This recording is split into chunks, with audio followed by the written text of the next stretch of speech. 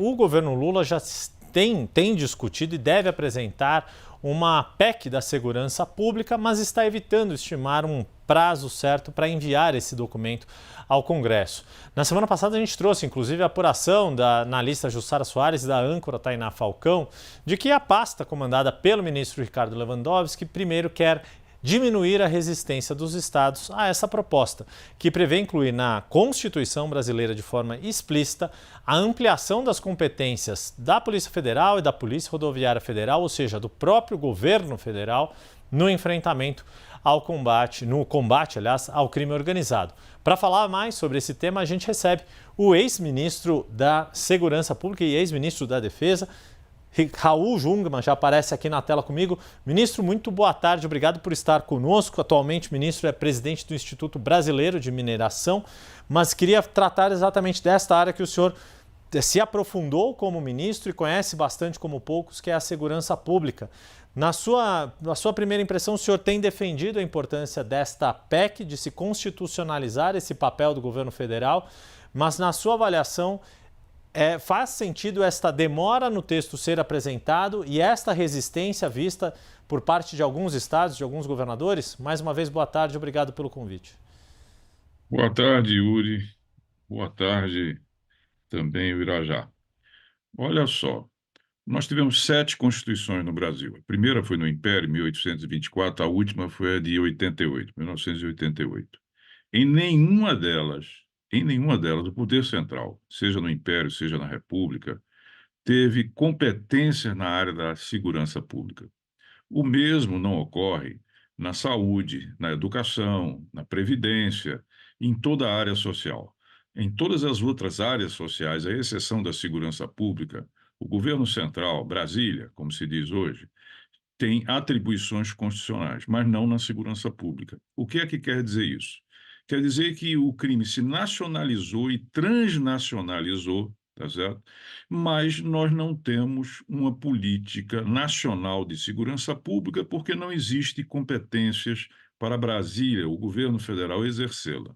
Ora, nenhum Estado pode combater o crime que é nacional e transnacional, pode combater no seu Estado especificamente. Então, a constitucionalização ela é um imperativo que tarda muito tempo. Então, eu sou favorável a ela. Agora, a resistência, sim, ela vai existir. Resistência política dos governadores que temem perder a sua, digamos assim, o seu mandato, a sua competência, né, ela venha a ser diminuída.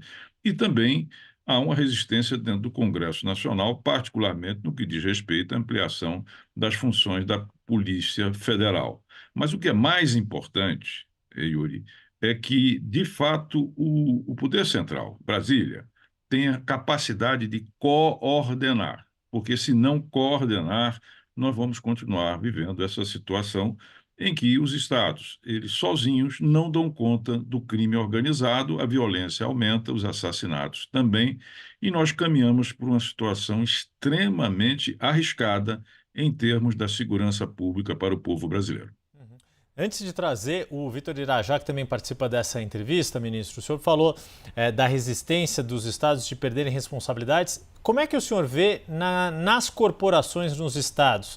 Nas polícias civil e militar também haveria essa resistência? Os governadores, quando expõem algum tipo de resistência a esta PEC, estão sendo porta-vozes de questões corporativas das suas polícias também? Ou estas corporações gostariam de ter uma coordenação mais sistematizada, mais institucionalizada com as forças policiais federais?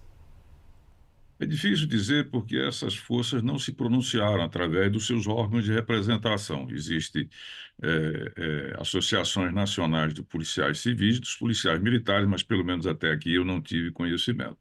Agora, tudo vai depender do esclarecimento que venha a ser dado. De um lado, pode existir o temor por perda de competências, mas de outro, trabalhar com o governo federal e, sobretudo, se ele tiver recursos para investir, para reaparelhar, para qualificar as polícias, eu acho que essas resistências elas tendem a diminuir. Mas enfatizo, isso é uma emergência nacional que nós estamos vivendo.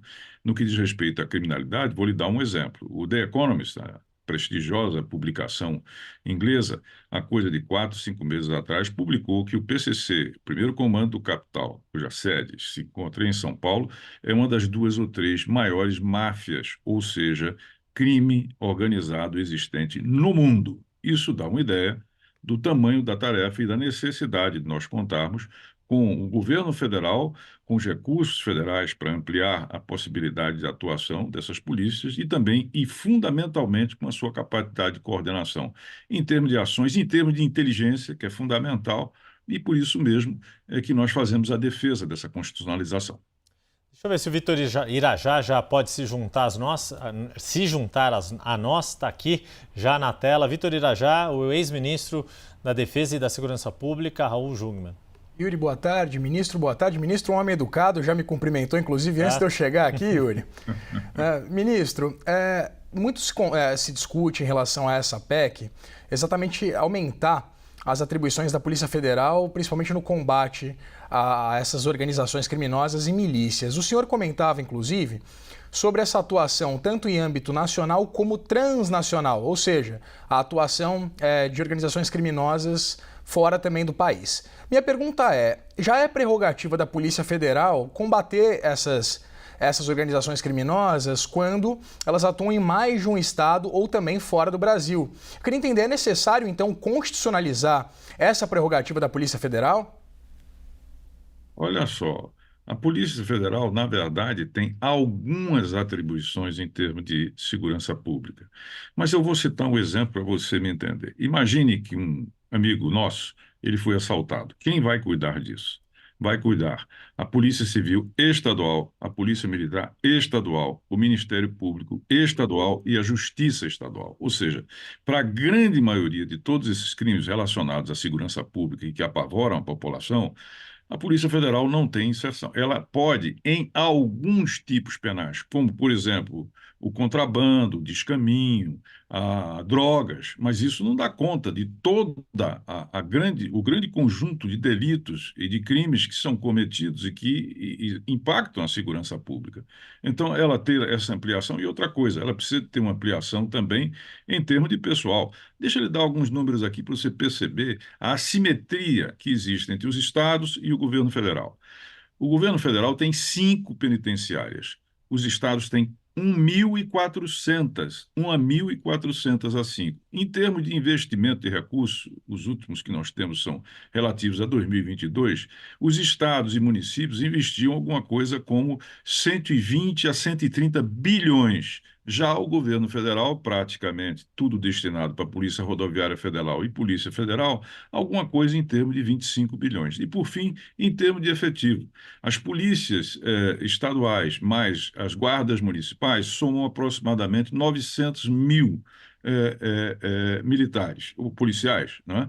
E enquanto que o governo federal tem 12 mil da Polícia Federal e uns 12 mil, 10 mil, 12 mil da Polícia Rodoviária. Então, é um descompasso absoluto. Como é que você vai conseguir coordenar alguma coisa quando os estados, na verdade, que têm as atribuições constitucionais, aliás, tiveram desde sempre, como é que você vai conseguir coordenar com essa dimensão de penitenciária, de recurso, de efetivo? Como é que você vai conseguir fazer isso? Então, não é apenas você, digamos assim, crescer as atribuições da Polícia Federal. É necessário para combater o crime organizado, fundamentalmente.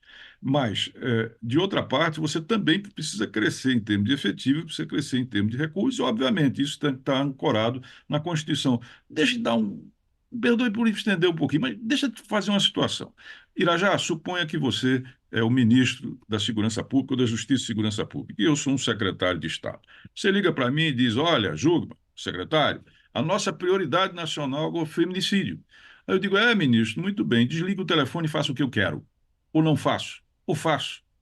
Ou seja, senhor ministro Irajá, o senhor não tem a menor capacidade de coordenação e chamado enforcement, ou seja, não existe nenhuma capacidade, tá certo, constitucionalmente ancorada, para que eu, seja coordenado pelo senhor, ministro. Não há a menor possibilidade. Mas o senhor, como secretário num estado, ministro, o senhor hipoteticamente não sabe mais sobre a realidade da violência e do combate a essas organizações no estado em que, né, o senhor é secretário de Segurança Pública, hipoteticamente? Sem sombra de dúvida, eu sei. Agora, eu sei no Acre, eu sei, supondo, vamos dizer que eu seja de Tocantins, eu sei o que acontece em Goiás, eu sei o que acontece em São Paulo, em Minas, no Rio Grande do Sul, no Rio Grande do Norte, no Amazonas, no Acre, no Amapá, eu não sei. Eu simplesmente não sei, eu sei que está no meu estado. Agora, o que adianta você ligar, você, ministro, ligar para todos os secretários que conhecem a sua realidade e dizer, olha, a prioridade que nós temos hoje é essa. Nós temos que combater, sobretudo, sei lá, o furto, ou nós temos que combater o feminicídio, nós temos que combater a pedofilia, por exemplo. E eu faço o que eu quero. E outra coisa, a minha inteligência não vai conversar com a inteligência dos outros estados. Eu não tenho atribuição para fazer isso também. Como é que você vai coordenar isso? Se o crime, nós temos, nas nossas fronteiras, que são a terceira maior fronteira do mundo, nós temos 4 dos maiores produtores de drogas que existem no mundo. Estou falando de quem? Estou falando do Paraguai, estou falando da Bolívia, estou falando do Peru e estou falando da Colômbia. Quem é que vai cuidar disso? Qual é o Estado que vai cuidar disso, dessa relação? A Amazônia hoje está vivendo praticamente uma invasão do ilícito, né? Há uma progressão, tá certo? Inclusive fruto disso, dessas fronteiras, e do fato de que a hidrografia, a bacia do Amazonas, ela é de penetração, ela vem de fora, lá dos Andes para dentro. Então você tem milhares e milhares de vias, não é? Igarapés, rios, riachos, Amazônia, o que você quiser, trazendo exatamente todo esse produto criminal para outros países. E o que você vai fazer com isso? O que pode fazer o secretário do Amazonas com relação a isso, por exemplo, ou do Amapá? Ele não tem como fazê-lo. Então, eu sei que é preciso discutir, é preciso a gente, de fato, não tirar atribuições, subtrair atribuições impositivamente dos governadores e muito menos das polícias, mas é preciso coordená-las, inclusive a inteligência, né? Só para você ter uma ideia, nesses 1.400 unidades prisionais que nós temos do Brasil, sabe quem manda nelas? 70 facções criminosas. É o PCC, o Comando Vermelho, é o Amigo do Amigo, o Terceiro Comando Capital, os Guardiões do Estado, são eles que mandam. E lá nós temos aproximadamente 600, 700 mil apenados. Sabe o que quer dizer botar alguém hoje dentro da cadeia, ou seja, dentro do sistema penitenciário? É dar mão de obra para o crime organizado. É isso que nós temos hoje no Brasil. E ninguém tem nenhuma proposta para poder você trabalhar com isso, porque a população apavorada quer o quê? Que tire as pessoas, que tire os bandidos da rua e não quer saber o que se passa lá dentro. E não há nenhuma política nacional. Você continua jogando gente lá dentro e simplesmente ali é o home office, é o crime organizado que vai organizar, que vai tornar servos, que eles, quando saem para fora, são eles que nos violentam, sequestram e matam. Então, eu concluo dizendo o seguinte: existe alguma política voltada para resolver isso? Porque nós estamos mão de obra para o crime. É isso que nós estamos fazendo em 1.400 unidades prisionais no Brasil. Cadê a política com relação a isso? Como você vai fazer? Se as penitenciárias são dos estados, você vai fazer o quê? O que você vai fazer, Irajá? Me fala. Com essa situação que eu estou dizendo, que hoje cada jovem que você coloca aí dentro, cada pessoa, cada criminoso, delito, seja o furto que não tem violência, seja o roubo, ele vai se transformar simplesmente num soldado do crime organizado que vem aqui fora fazer tudo isso. Aliás, o centro da violência do Brasil, isso não é discutido, está dentro do sistema prisional. Dentro do sistema prisional está o grande motor da violência e do crime organizado no Brasil. E nós não temos nenhuma política para isso. Você acha que isso pode continuar desse jeito? Ministro, graças a Deus, não sou ministro da Justiça. eu ia falar isso. Eu diria que não é muito salubre. Você tem toda a razão. Eu passei 10 meses lá e não foi fácil. Me asseguro que não foi fácil. Bom, ainda bem que ninguém me convocou para essa missão, porque ela exige mentes muito mais brilhantes do que a minha. Mas eu agradeço demais aqui ao ex-ministro e presidente do IBRAM, Raul Jungmann, que nos deu um retrato do quanto é urgente e complexo o enfrentamento da segurança pública no Brasil. O crime está organizado. Precisamos que nossas políticas estejam mais organizadas do que o crime. Ministro, para concluir? Só para concluir o seguinte, quando nós passamos aquele 10 meses, nós lá instituímos o SUSP, Sistema Único de Sim. Segurança Pública, que permite uma coordenação, mas infelizmente ele não foi implantado até aqui. O SUSP ele tem mecanismos e ferramentas para você dar um salto, não o ideal, eu acho que o ideal ainda é a Constituição, mas ele tem ferramentas para poder você fazer essa coordenação, se não aquela que é de fato que eu gostaria que fosse, mas ele está aí e ele ser implantado já é um enorme avanço. E aos senhores ministros, com aqui eu pude debater, meus parabéns, bom trabalho, ministro da Segurança Irajá, bom trabalho, ministro da Segurança Yuri. Eu fico por aqui, É na isso. condição de cidadão. Mais uma vez eu agradeço aqui ao ministro Raul Jungmann, um profundo conhecedor não só das questões da segurança, mas do Brasil como um todo, e muito bem lembrado, foi na gestão dele que foi criado o Sistema Único de Segurança Pública, que precisa ser implementado de fato. Isso. Obrigado mais uma vez, ministro, Grande uma abraço. boa terça-feira. Muito obrigado. Muitíssimo obrigado. E obrigado ao ministro Vitor Irajá também, vai seguir comigo, ele ainda não está liberado, ainda vai seguir comigo aqui no jornal, a gente já volta a conversar.